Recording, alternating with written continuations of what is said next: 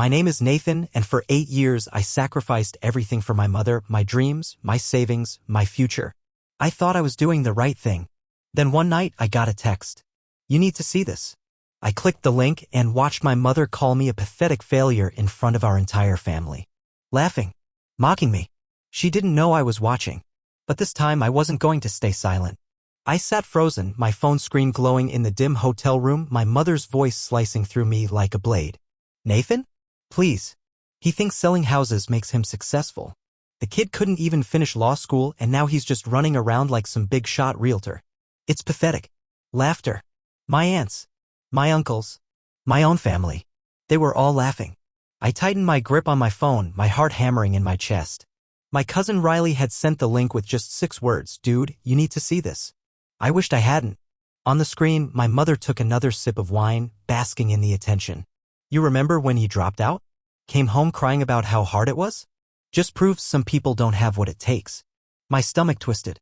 She left out the part where I left law school to take care of her when she was diagnosed with multiple sclerosis, when she couldn't afford treatment, when I put my entire life on hold so she wouldn't have to suffer alone. She left out the nights I spent arguing with insurance companies, the 60-hour work weeks, the tens of thousands of dollars I poured into her care. To her, I wasn't a son who sacrificed. I was a disappointment. The video kept playing. Now he sells houses to people who actually made something of themselves. More laughter. More humiliation. I felt the heat rising in my chest, my breath coming shallow and fast. For years, I told myself her sharp words were just her way of coping. That she didn't mean them. That deep down, she appreciated me. But this wasn't a moment of frustration. This wasn't pain talking. This was who she really was. My phone buzzed. Another text from Riley. Do you want me to take it down? I stared at the message for a long moment, my mother's voice still ringing in my ears. No, I typed back. Leave it up. The world deserves to see the truth. The drive home from the conference was a blur. The highway stretched endlessly before me, but my mind was stuck in that video replaying my mother's words on a loop. Pathetic. A failure. Not cut out for real achievement. I gripped the steering wheel tighter. For 8 years, I convinced myself that every sacrifice I made for her was worth it. That one day she'd see everything I had done and be proud. But now I knew the truth. She never saw me as anything but a disappointment. As I pulled into my driveway, my phone buzzed again. More messages from my mother. Where the hell were you today? My insurance got denied at the pharmacy. Fix it. Are you ignoring me? Pick up. I exhaled slowly, the weight of her words settling like a stone in my chest. This was our entire relationship, her demanding, me dropping everything to fix it. No thank yous. No appreciation. Just expectations. Not this time. Before I continue this story, I want to connect with you, my incredible viewers. Where are you watching from? Drop your country's flag in the comments below. I stepped inside, kicked off my shoes, and tossed my bag onto the kitchen counter. But instead of responding to her messages, I did something I hadn't done in years. I opened my laptop and pulled up my financial records. Every insurance premium. Every medical bill. Every dime I had spent making sure my mother had the best possible care. The numbers stacked up, a brutal, undeniable truth staring me in the face. $140,000. That's how much I had poured into her health, her home, her comfort. And she still called me a failure. My hands moved before I could second-guess myself. I drafted an email to my entire family. Subject, financial support for mom. Hey everyone, I hope you're all doing well. I wanted to inform you that, effective immediately, I will no longer be responsible for covering mom's medical expenses. For the past 8 years, I've handled everything, her treatments, prescriptions, insurance, and doctor's visits, totaling over $140,000. Attached, you'll find a breakdown of every payment I've made. Moving forward, if anyone else would like to contribute, feel free. But I am done. Best, Nathan. I hovered over the send button, my pulse racing. Then, with a deep breath, I clicked it. And just like that, I was free. I didn't have to wait long for the fallout. My phone lit up almost instantly. Aunt Diane, are you serious? She's your mother, Nathan. You don't just walk away. Uncle Mark, you should have discussed this privately. Family business isn't for the whole world to see. Cousin Thomas, dude, she's sick. Have a heart. Message after message, all telling me what I already knew. None of them had ever lifted a finger to help her, but they had plenty to say now that I was done. I leaned back in my chair and closed my eyes. The old me would have felt guilty. The old me would have scrambled to make things right. But the old me was gone. For the first time in years, I wasn't drowning in obligation. I was finally coming up for air. The knock on my door came early the next morning, loud, insistent, and filled with the kind of anger I had been expecting. I didn't need to check the peephole. I already knew. I opened the door to find my mother standing on my porch, arms crossed, fury radiating off her in waves. "Nathan," she snapped. "What the hell is this?" She shoved her phone in my face. On the screen was my email to the family, now circulating in our extended group chat. "You tell everyone you're abandoning me like I'm some burden? Like I haven't given you everything?" Her voice rose, shrill and sharp. "After all I've done for you, this is how you repay me?" I stayed silent, letting her words bounce off me. Because this time, they meant nothing. She scoffed, shaking her head. "Unbelievable. You have no idea what you've done. My insurance was declined this morning. My prescriptions weren't covered. Do you even care what happens to me?" I crossed my arms. "I care, Mom. I cared for 8 years. I cared when I emptied my savings. I cared when I worked 60-hour weeks to make sure you had everything you needed. And in return, you went on a live stream and called me a pathetic failure." Her face paled for half a second before she masked it with practiced outrage. "Oh, for God's sake, Nathan. I was just venting. Everyone complains about their kids. Everyone," I repeated, stepping forward. "Everyone goes on the internet and laughs at their child? Mocks the career that paid for their treatments? Calls their own son a disappointment?" She opened her mouth, then closed it, fumbling for an excuse she couldn't find. I pulled out my phone, pressed play on the video, and held it up between us. Her voice filled the space between us once again. "Pathetic. A failure. Not cut out for real achievement." She had no defense. She couldn't pretend I had imagined it. She couldn't twist it into something it wasn't. For the first time, she looked truly cornered. Then she did what she always did, switch tactics. Her face softened. She sighed, running a hand through her hair. "Nathan, you're overreacting. I didn't mean it. You're just so sensitive sometimes." I let out a short, bitter laugh. "No. I used to be. That's why I let you get away with this for so long." She blinked, thrown off by my calmness. I took a deep breath, feeling years of weight lift off my chest as I finally spoke the words I had been holding back for almost a decade. "I'm done, Mom. With the payments. With the guilt. With this entire dynamic where you take and I give and somehow I'm still never enough for you." Her lips parted, but I wasn't finished. "I'm done being your safety net while you trash me behind my back.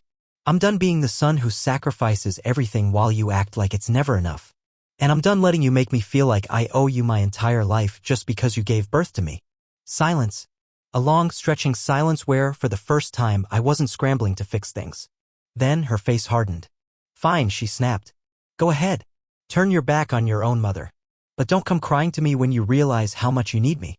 I smiled, not in anger, not in bitterness, but in something close to relief. "I won't." And with that, I closed the door. She stood on the other side for a few seconds, probably waiting for me to come running after her. When I didn't, she let out an exasperated sigh and stomped away. I exhaled, leaning my forehead against the door. She was gone. For the first time in my life, I had finally walked away. I didn't feel guilty. I didn't feel like a bad son. I felt free. 3 months passed. 3 months of silence. No phone calls. No guilt-tripping texts. No last-minute demands disguised as emergencies. For the first time in 8 years, my life belonged to me. At first, it felt strange. The weight that had sat on my shoulders for nearly a decade was gone, and I barely knew how to stand without it. But as the weeks passed, I realized something. I wasn't just standing. I was thriving. I reorganized my real estate business, hired an assistant to handle administrative tasks, and started taking law classes again, the dream I had abandoned all those years ago. My clients noticed the difference. My energy was back. My confidence had returned. And then, one evening, I got a call. Not from my mother. From Uncle Mark. "Nathan," he said, voice careful. "I just got off the phone with your mom. She's struggling, man. Her insurance situation is worse than she let on. She's having trouble affording her medications." I leaned back in my chair, staring at the ceiling. "And?" There was a pause. She asked if I could talk to you. See if you'd reconsider. A few months ago, this conversation would have sent me spiraling. I would have started calculating numbers, rethinking my boundaries, already halfway to folding back into old patterns. But I wasn't that man anymore. "She made her choices," I said, voice steady. "Now she has to live with them." Mark sighed. "I figured you'd say that." There was another pause. "You know, she never told me about that live stream. About what she said. I had to hear it from Riley." Of course, she hadn't told him. Because she wasn't the victim in this story, and she knew it. "I'm proud of you, Nathan," Mark said quietly. It takes guts to walk away from family when they treat you like this. I closed my eyes, exhaling. I hadn't needed his approval, but it still meant something to hear it. Thanks, Mark. We hung up and I sat there, staring at my reflection in the window. I didn't feel guilty. I didn't feel cruel. I felt free. And then, as if the universe itself wanted to confirm I had made the right choice, my email pinged. A new message from Boston University School of Law. Subject: congratulations on your acceptance. I really laughed for the first time in years. Because for the first time in a long, long time, my future was finally mine again. 6 months later, I was a different man. I had carved out a new life, one where my time, energy, and success belonged to me. My real estate business was thriving with the new structure I had built, and I had officially started my law degree. Balancing both was tough, but for the first time in years, I was working towards something for myself. Then came the test. One evening after a long day of studying, I got a text from Riley. Dude, Mom's in the hospital. It's bad. I stared at the message, feeling the past 6 months of peace teetering on the edge of collapse. A minute later, another text followed. She's asking for you. I set my phone down, running a hand through my hair. The old me? He would have grabbed his keys without thinking. But I wasn't that person anymore. I had walked away. I had broken free. Yet, I still felt the pull. Not of guilt, not of obligation, but of curiosity. Would this be different? Would she be different? Or was this just another test to see if she still controlled me? After an hour of debating, I made my decision. I grabbed my keys and headed for the hospital. When I stepped into the sterile white hospital room, I barely recognized the woman in the bed. My mother looked smaller, her usual sharp presence dulled by fatigue and illness. An fort was taped to her arm, and her skin looked pale, almost frail. She turned her head at the sound of my footsteps, and for a brief second, I saw something I had never seen in her eyes before. Surprise. Like she hadn't actually expected me to come. Then, just as quickly, she masked it. You finally showed up, she muttered, her voice scratchy. I let the words settle in the air between us. The old me would have jumped to defend himself. Would have scrambled to explain, to prove he wasn't some terrible son. But I wasn't here to prove anything. I heard you were sick, I said simply, taking a seat in the chair across from her bed. She scoffed, rolling her eyes. Oh, now you care? There it was. The test. I leaned back in my chair, crossing my arms. I didn't come here to fight. She looked at me, then really looked at me for the first time since I had walked away. Something in her eyes flickered. She sighed, turning her gaze to the ceiling. It's pneumonia. They're keeping me here for observation. A beat of silence. Then, in a much quieter voice, she muttered, I don't have anyone else. She wasn't looking at me when she said it. Maybe because she knew it was her own doing. Maybe because, deep down, she had always assumed I would never actually leave. I could have responded in 100 different ways. I could have listed every sacrifice I made for her. I could have reminded her of every cruel word, every betrayal, every time she made me feel like I was never enough. But I didn't. Because I didn't need to anymore. I stood up, grabbed my jacket, and looked at her one last time. I hope you get better, I said honestly. And then, just as she opened her mouth to say something else, maybe another insult, maybe an apology, maybe something in between, I walked away. This time, not out of anger. Not out of pain. But because I finally understood that walking away didn't mean I was weak. It meant I was free. At its core, this story is about breaking free from toxic family expectations and reclaiming your own life.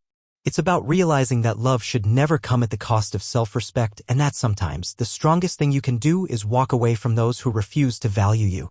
For years, Nathan believed that sacrifice equaled love, that if he gave enough, his mother would finally see his worth.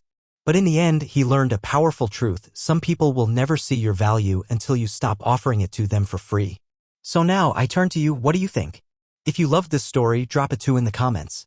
If it wasn't for you, drop a 7, I want to hear your thoughts. And if you've ever dealt with family struggles, toxic expectations, or had to make a hard choice for your own well-being, share your experience below. Before you go, don't forget to like this video if it resonated with you and subscribe to Mr.HeartVibes for more powerful stories like this.